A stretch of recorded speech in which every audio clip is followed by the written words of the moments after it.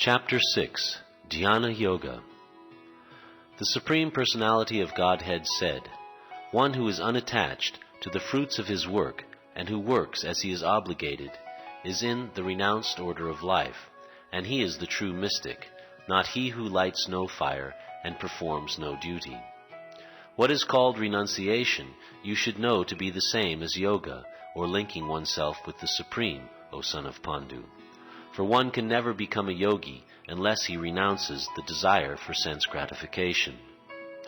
For one who is a neophyte in the eightfold yoga system, work is said to be the means, and for one who is already elevated in yoga, cessation of all material activities is said to be the means. A person is said to be elevated in yoga when, having renounced all material desires, he neither acts for sense gratification nor engages in fruitive activities. One must deliver himself with the help of his mind and not degrade himself. The mind is the friend of the conditioned soul and his enemy as well.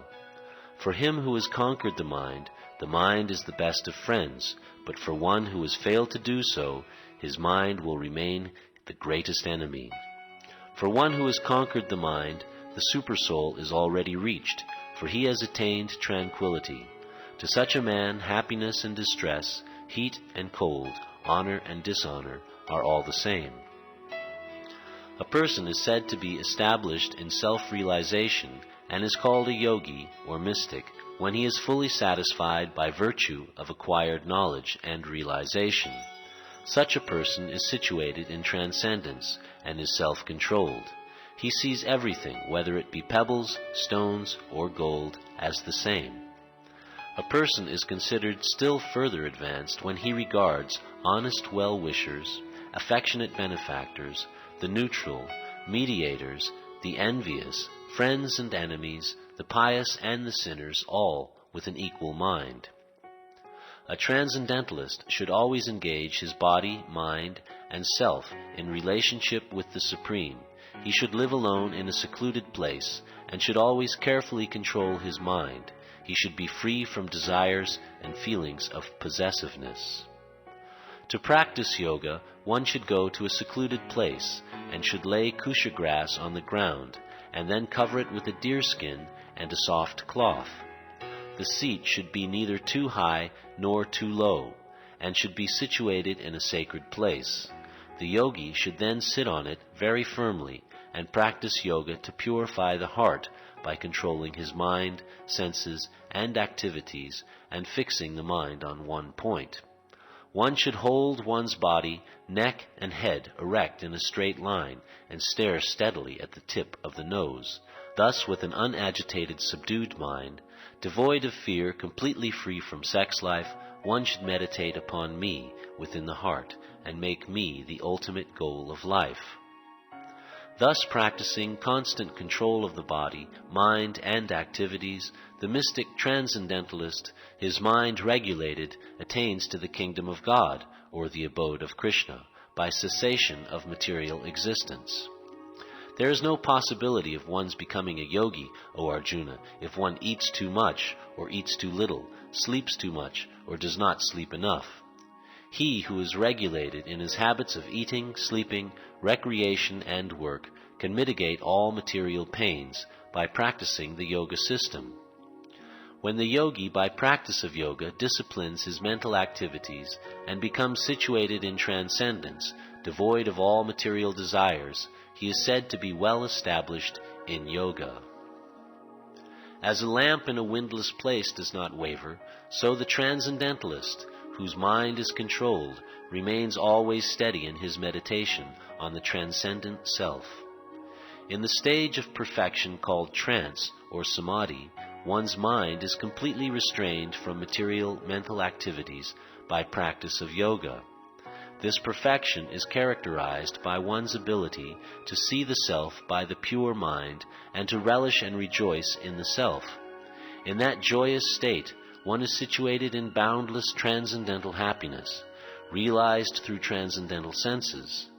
Established thus, one never departs from the truth, and upon gaining this, he thinks there is no greater gain. Being situated in such a position, one is never shaken, even in the midst of greatest difficulty.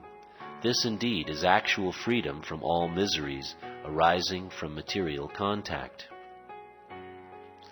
One should engage oneself in the practice of yoga with determination and faith, and not be deviated from the path. One should abandon without exception all material desires born of mental speculation, and thus control all the senses on all sides by the mind.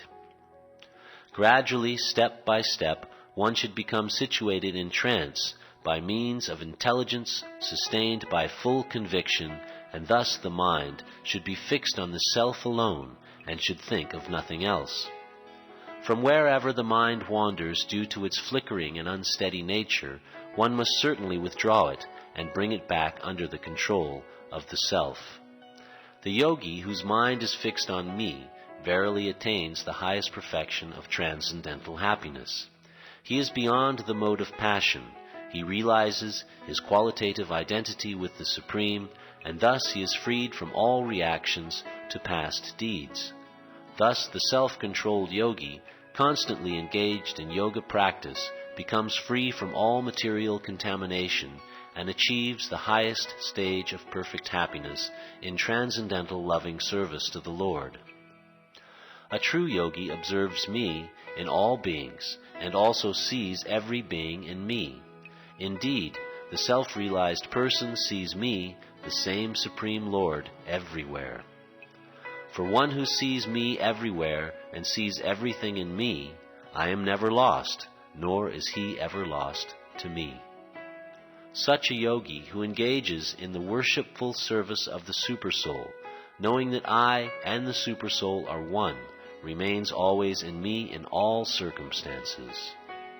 He is a perfect yogi who, by comparison to his own self, sees the true equality of all beings in both their happiness and their distress, O Arjuna. Arjuna said, O Madhusudana, the system of yoga which you have summarized appears impractical and unendurable to me, for the mind is restless and unsteady. For the mind is restless, turbulent, obstinate, and very strong, O Krishna, and to subdue it, I think, is more difficult than controlling the wind. Lord Sri Krishna said, O mighty armed son of Kunti, it is undoubtedly very difficult to curb the restless mind, but it is possible by suitable practice and by detachment. For one whose mind is unbridled, self-realization is difficult work, but he whose mind is controlled and who strives by appropriate means is assured of success. That is my opinion. Arjuna said, O Krishna, what is the destination of the unsuccessful transcendentalist, who in the beginning takes to the process of self-realization with faith, but who later desists due to worldly mindedness, and thus does not attain perfection in mysticism? O mighty armed Krishna, does not such a man who is bewildered from the path of transcendence fall away from both spiritual and material success, and perish like a riven cloud with no position in any sphere? This is my doubt, O Krishna, and I ask you to dispel it completely. But for you, no one is to be found who can destroy this doubt. The Supreme Personality of Godhead said, Son of Pritha, a transcendentalist engaged in auspicious activities does not meet with destruction either in this world or in the spiritual world. One who does good, my friend, is never overcome by evil.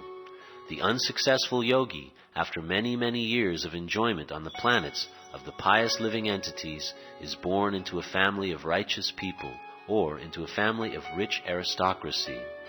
Or, if unsuccessful after long practice of yoga, he takes his birth in a family of transcendentalists who are surely great in wisdom.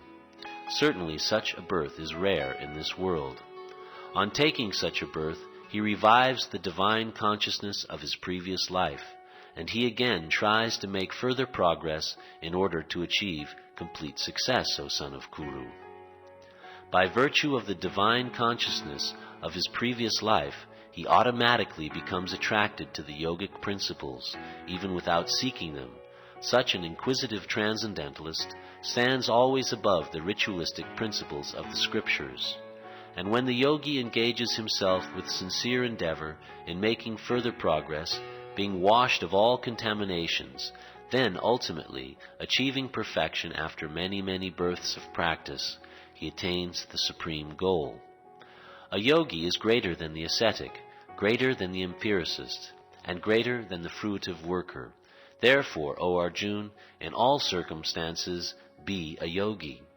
And of all yogis, the one with great faith, who always abides in me, thinks of me within himself, and renders transcendental loving service to me, he is the most intimately united with me in yoga, and is the highest of all. That is my opinion.